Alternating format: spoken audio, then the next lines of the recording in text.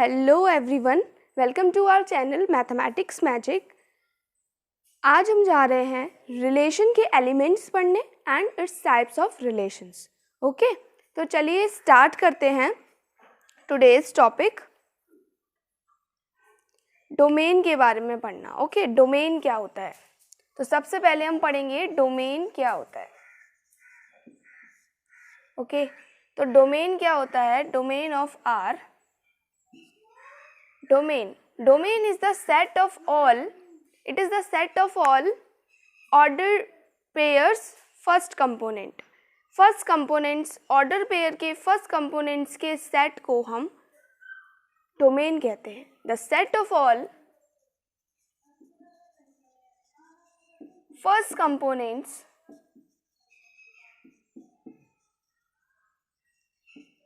of a ordered pair of ordered pairs in R। अगर हमारा R कोई relation है और उस रिलेशन के सभी एलिमेंट्स मीन्स ऑर्डर पेयर्स का फर्स्ट कंपोनेंट है ना, का सेट क्या कहलाएगा? डोमेन ऑफ R कहलाएगा। जैसे कि हम इसे सेट बिल्डर फॉर्म में लिखे हैं इसको, domain of R is equals to, तो वो क्या होगा? तो set of all the elements means A belongs to एक सेकेंड, R को हम कैसे लिख सकते हैं ये बताइए। R को हम कैसे लिखते हैं? R जो है सेट बिल्डर फॉर्म में हम उसे ऐसे लिखते हैं, A B क्या होगा? ऑर्डर पेयर होगा such that A belongs to A and B belongs to capital B, है ना, और इनके बीच में कोई रिलेशन होगा। इस तरीके से इसमें एलिमेंट्स आते हैं। तो मैं R के फर्स्ट एलिमेंट की बात कर रही हूँ, फर्स्ट कंपोनेंट की बात कर रही हूँ जो कि A है। तो इसमें क्या आएगा? A वाले सारे एलिमेंट्स आएंगे such that A belongs to A, capital A से बिलोंग करेगा A, and A is related to B, और A जो होगा वो रिलेटेड होगा B से।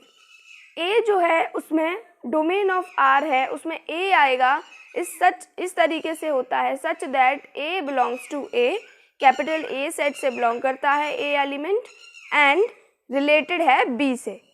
इस तरीके से हम डोमेन ऑफ R को सेट बिल्डर फॉर्म में लिख के दिखाएंगे। अब एक एग्जाम्पल लेके चलते हैं। जैसे कि रिलेशन हमें दे रखा है A1 B2 C3 D4।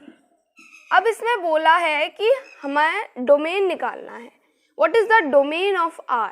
Domain क्या होगा? तो डोमेन निकालने के लिए अभी हमने बताया set of all the first components. तो फर्स्ट कंपोनेंट्स यहाँ पर क्या है? यहाँ फर्स्ट कंपोनेंट क्या है? A। तो A क्या है यहाँ पर? मतलब जो भी फर्स्ट कंपोनेंट हो, A ये भी A होगा, ये भी। तो A वाले सारे एलिमेंट्स पहले वाले, ठीक है, सारे एलिमेंट्स जो हैं वो हमारे डोमेन के अंदर आएंगे। जैसे A है, B है, C है, D है। तो ये हमारा डोमेन कहलाएगा R का, ठीक है। ये क्या कहलाएगा? Domain of R। अब हम तो इतना आपको समझ में आया होगा, डोमेन समझ में आया होगा। अब हमारा दूसरा एलिमेंट है रेंज। रेंज क्या होता है? तो रेंज के बारे में पढ़ते हैं।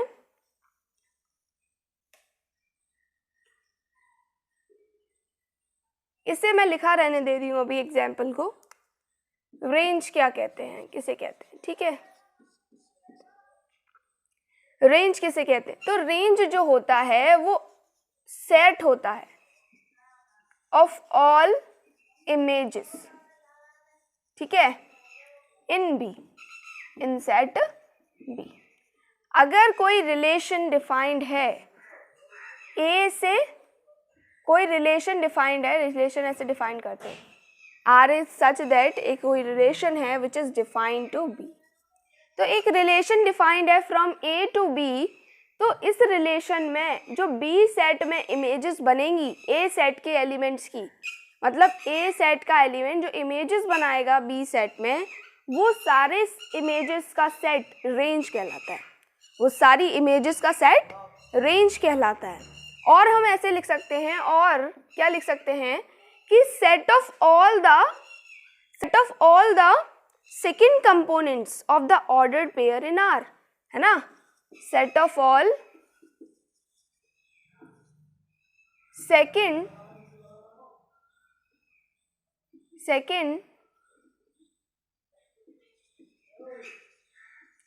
components of ordered pair in R। Second components का जो सेट है उसे भी हम क्या कहेंगे, सेकेंड कंपोनेंट्स के सेट को भी हम ऑर्डर पेयर कहेंगे। बी सेट में जो भी आएगा वो इससे आएगा, ठीक है, सेकेंड कंपोनेंट वाला बी सेट के अंदर आएगा। जैसे कि आपको ये सेट, ये रिलेशन दिख रहा है, इस रिलेशन में a,1 is a order pair, b,2 is a order pair, c,3, d,4 ये सब ऑर्डर पेयर हैं। तो इन ऑर्डर पेयर के जो भी सेकंड कंपोनेंट्स है, दैट इज 1 2 3 4, इनसे मिलके जो सेट बनेगा उस सेट को हम रेंज कहेंगे। जैसे कि अगर हम रेंज लिखें ऑफ R तो क्या लिखी जाएगी, 1 2 3 4, इसे हम रेंज कहेंगे ऑफ R। ठीक है, इतना समझ में आया रेंज क्या होती है और डोमेन क्या होता है। अगर हमें रेंज लिखना है तो हम जो भी सेकंड कंपोनेंट्स हैं पहले रिलेशन डिफाइन करेंगे, रिलेशन डिफाइन करने के बाद उसकी डोमेन बताएंगे और रेंज बताएंगे। ओके, अगर ऐसे पूछ रहा है तो अब हम देखें आगे कि कोडोमेन क्या होता है। ठीक है, कोडोमेन के बारे में पढ़ते हैं। तो कोडोमेन क्या होता है, कोडोमेन वो सेट है, ठीक है, वो सेट है जिसके अंदर रेंज आए, मींस इसके अंदर सेट बी है आएगा। ओके, कंपोनेंट्स ये जो होगा इसके अंदर सेट बी आएगा। तो कोडोमेन जो होता है वो हमारा सेट बी होता है। तो जो भी हमारा सेट बी होगा, ठीक है, वही हमारा कोडोमेन होगा। ठीक है, उसके अंदर क्या आता है, रेंज आती है। जैसे कि कोई एलिमेंट है सेट बी में, ये रेंज के एलिमेंट सेट बी में ही तो लाई करेंगे। तो ये जब सेट रेंज के एलिमेंट सेट बी में लाई करेंगे तो ये जो इसके अलावा भी तो एलिमेंट्स हो सकते हैं रेंज में, है ना, इसके अलावा भी तो बी सेट में और भी एलिमेंट्स होंगे। तो उन एलिमेंट्स को तो हमने इंक्लूड नहीं किया है रेंज में, हमने सिर्फ उन एलिमेंट्स को रेंज में इंक्लूड किया है जो कि इमेजेस हैं, लेकिन बचे हुए एलिमेंट्स को इंक्लूड नहीं किया है। जब हम बचे हुए एलिमेंट्स को भी इंक्लूड कर लेते हैं तो वो हमारा जो पूरा सेट है ना, सेकंड सेट जिसमें हम एक रिलेशन डिफाइन कर रहे हैं, तो वो सेट हमारा क्या कहलाएगा, कोडोमेन कहलाएगा। उस सेट को हम कोडोमेन बोलेंगे। आ समझ में सभी को? ठीक है, चलिए आगे चलते हैं। अब हम पढ़ने जाएंगे टाइप्स ऑफ रिलेशंस। तो रिलेशंस के टाइप्स पढ़ने चलते हैं। तो सबसे पहला टाइप है हमारा बाइनरी रिलेशन। सबसे पहला टाइप क्या है, बाइनरी रिलेशन। बाइनरी रिलेशन क्या होता है, जैसे कि मान लीजिए कि हमारा कोई रिलेशन डिफाइंड हो रहा है फ्रॉम ए टू ए, मतलब एक ऐसा रिलेशन डिफाइंड हो रहा है जो कि सेट ए से ही हो रहा है, सेट ए में ही, मीन्स एक सेट से उसी सेट में रिलेशन डिफाइन हो रहा है। तो ऐसे रिलेशन को हम बाइनरी रिलेशन कहते हैं। ऐसे रिलेशन को हम बाइनरी रिलेशन कहते हैं। जैसे कि हम देखें इधर, जैसे कि हमने कोई सेट ले लिया, मान लीजिए हमने ले लिया, इसको मैं रब कर दे रही हूँ, जैसे कि हमने एक ले लिया रिलेशन ए है हमारा, सेट ले लिया हमने कोई भी, set of all the natural numbers, इसमें जो भी आएंगे वो नेचुरल नंबर्स आएंगे, 1 2 3 एंड सो ऑन। ठीक है, set of all the natural numbers. तो इस सेट में हम जो रिलेशन लगा रहे हैं वो इसी पर डिफाइंड हो रहा है। ठीक है, हमें एक रिलेशन डिफाइन करना है आर, जो कि क्या होगा, such that A B elements आएंगे, A belongs to A and B also belongs to A, B भी ए से बिलोंग और ए भी। तो हम ऐसे लिख दें इसको साथ में, ऐसे लिख दें साथ में, बी और ए बिलोंग्स टू ए, है ना। दोनों ही एलिमेंट्स ए से ही बिलोंग करेंगे। आगे हम लिख सकते हैं, अगर हम कोई रिलेशन इसमें लगाना चाहते हैं तो लगा दो इसमें, जैसे A is less than to B, A is less than to B लगा दिया हमने, ये रिलेशन डिफाइन कर दिया। तो इसमें ऐसे बहुत सारे एलिमेंट्स आ जाएंगे जो कि ऐसे बना रहे होंगे पेयर्स, ठीक है। अब यहाँ पर बोला है कि ये दोनों इक्वल नहीं हैं, ठीक है। ये हमारा बाइनरी रिलेशन होता है, जो रिलेशन एक सेट से उसी सेट में डिफाइन किया जाता है उस रिलेशन को हम बाइनरी रिलेशन कहते हैं। चलिए इसकी डेफिनेशन देखते हैं।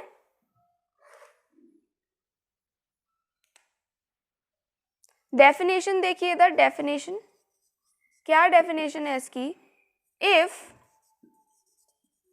ए and B are two non empty set, okay, and R is a relation into itself,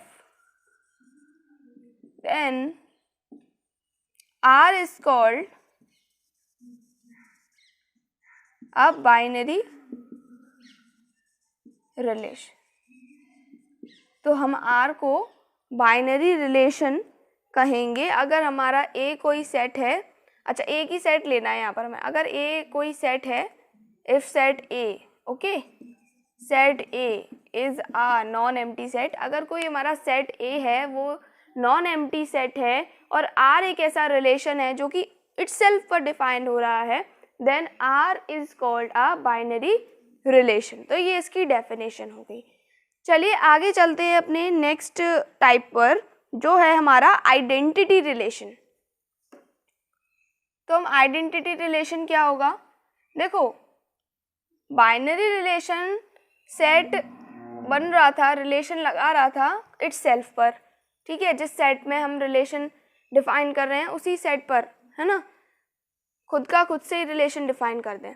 लेकिन अगर हम एक ऐसा रिलेशन डिफाइन करें, ये रिलेशन भी खुद से खुद पर ही होता है, आइडेंटिटी रिलेशन भी खुद से खुद पर ही डिफाइन किया जाएगा। एक आर लेंगे, एक रिलेशन जो कि ए से ए पर ही डिफाइन कर रहा है, लेकिन इसमें कौन से एलिमेंट्स आएंगे, इसमें कौन से एलिमेंट्स आएंगे, देखो जैसे हमने एक बार बाइनरी रिलेशन यहाँ पे लिख लेती हूँ, डिफरेंस क्लियर होगा। बाइनरी रिलेशन जो है इसमें क्या होता था, आर जो होगा वो ए से ए पर ही होगा। जैसे हम बाइनरी रिलेशन ले रहे हैं आर, तो उसमें क्या होगा कि ए बी एलिमेंट्स आएंगे जिसमें सच दैट कि ए और बी बिलोंग करेंगे ए को, ऐसे था, है ना। लेकिन इसमें जो रिलेशन डिफाइन करेंगे वो इस तरीके से करेंगे, देखो ए कॉमा ए, इसके अंदर जो एलिमेंट्स आएंगे वो ए ही आएंगे, मतलब दोनों एलिमेंट्स सेम होने चाहिए। खुद से खुद पर ही डिफाइंड हो रहा है, लेकिन इसमें दोनों एलिमेंट्स सेम नहीं है, अलग भी हो सकते हैं, लेकिन इसमें दोनों एलिमेंट्स सेम ही आएंगे, तो इसे हम कहेंगे आइडेंटिटी रिलेशन, और ए बिलोंग करेगा ए को, ठीक है। तो इस तरीके का जो रिलेशन है वो आइडेंटिटी रिलेशन कहलाता है, ठीक है। एक एलिमेंट उसी एलिमेंट से रिलेटेड है तो वो आइडेंटिटी रिलेशन है।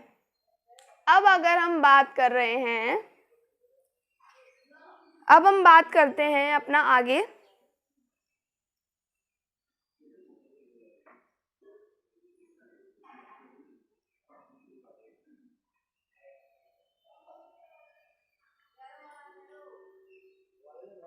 तो देखिए identity relation, R is such that कि उसमें A comma A order pairs आएंगे, ठीक है। अब हम आगे बात करते हैं, तो आइडेंटिटी समझ आया, इसको हम रिफ्लेक्सिव भी कह सकते हैं, इसको क्या कह सकते हैं, रिफ्लेक्सिव रिलेशन भी कह सकते हैं इसको, ठीक है। नेक्स्ट आता है हमारा यूनिवर्सल रिलेशन। यूनिवर्सल रिलेशन में हमारे सभी ऑर्डर पेयर्स आएंगे जो कि एक सेट से दूसरे सेट में बन रहे होंगे। मीन्स अगर ए कोई सेट है, if A is a set, A and B are two non empty set, अगर ए और बी दो नॉन एम्प्टी सेट हैं, then R is defined from A to B, अगर R डिफाइंड है A से B पर, then, ठीक है, तो A cross B and R is equals to A cross B, means R जो हो वो A क्रॉस B के इक्वल हो जाए। R जो रिलेशन है वो A क्रॉस B के इक्वल हो जाए, मीन्स जितने भी कार्टेशियन प्रोडक्ट बनेंगे, जितने भी कार्टेशियन प्रोडक्ट के अंदर जितने भी एलिमेंट्स आएंगे, जितने भी ऑर्डर पेयर्स आएंगे, वो सभी रिलेशन के अंदर भी आए तो वो यूनिवर्सल रिलेशन बनाता है। ठीक है, अगर हमारे कोई A एंड B दोनों एम्प्टी सेट हैं और जो भी A और B का कार्टेशियन प्रोडक्ट के अंदर बनेगा वो कार्टेशियन प्रोडक्ट इन दोनों एलिमेंट्स का रिलेशन के इक्वल हो जाए, मीन्स जो ऑर्डर पेयर्स हैं इन दोनों के वो इक्वल हो जाए। ठीक है, तो वो यूनिवर्सल रिलेशन कहलाता है, मतलब सभी के सभी इस सेट के अंदर आएंगे, इस रिलेशन के अंदर आएंगे। ठीक है, वो हमारा यूनिवर्सल रिलेशन होता है। अब अगर हम आगे देखते हैं तो आगे हमारा नेक्स्ट है एम्प्टी रिलेशन। एम्प्टी मीन्स खाली, जिसमें कुछ भी ना आए, है ना, कुछ भी ना आए। जैसे कोई हमारा रिलेशन ले लें हम, ठीक है, और उसमें कुछ भी एलिमेंट्स ना आए तो उसे हम एम्प्टी रिलेशन बोलेंगे और इसको हम फाई से डिनोट करते हैं। फाई आर के अंदर कोई भी रिलेशन नहीं आए, ठीक है, मीन्स आर जो है वो खाली है, एम्प्टी है। ठीक है, तो उस रिलेशन को हम एम्प्टी रिलेशन कहते हैं। आगे हम नेक्स्ट पढ़ते हैं कि हम इन्वर्स रिलेशन किसे कहेंगे। ओके, से मैं रब कर दूं।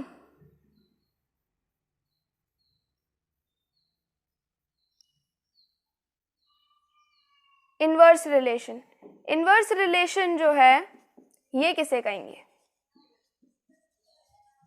है ना। जैसे कोई रिलेशन डिफाइंड हो रहा है मेरा आर, ठीक है, R is such that A comma B, A belongs to A, R जो है वो हमारा ए से बी पर डिफाइंड हो रहा है and B belongs to B. ठीक है, तो जो अगर आर जो है वो इस तरीके का रिलेशन है तो जो आर इन्वर्स होगा उसमें ए जो ऑर्डर पेयर्स होंगे वो बी पहले आएगा, मतलब बी ए की जगह पर और ए बी की जगह पर। मतलब आर को अगर हम इन्वर्स कर देते हैं, अगर आर का इन्वर्स रिलेशन निकालते हैं तो हमारा बी कॉमा ए आता है। मीन्स यहाँ पर जो रिलेशन आर इन्वर्स जो डिफाइंड होगा, अगर हम इधर से देखें तो आर इन्वर्स जो डिफाइंड होगा इधर चला जाए तो बी से ए पर।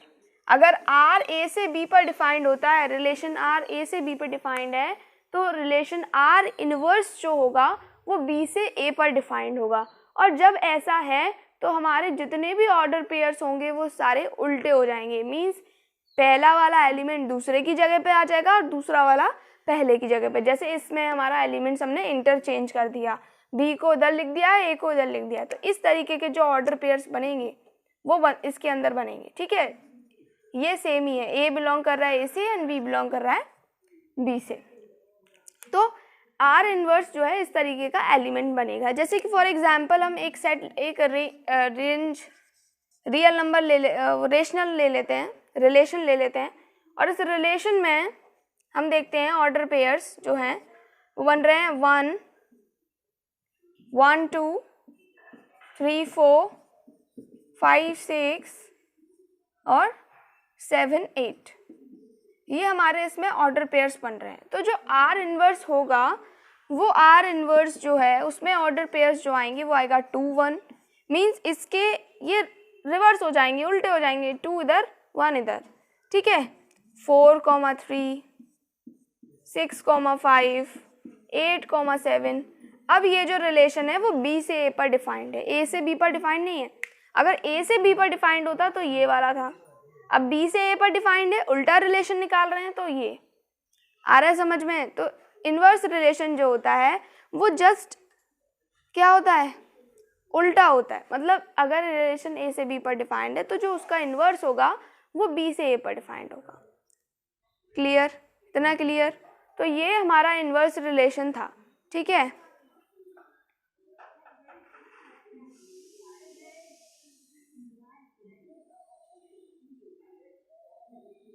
अच्छा, अब इससे आपको एक चीज़ और क्लियर हो रही होगी क्या, कि जो डोमेन है आर का डोमेन क्या है, यहाँ पे हम आर का डोमेन निकालेंगे तो आएगा 1, 3, 5 एंड 7, है ना।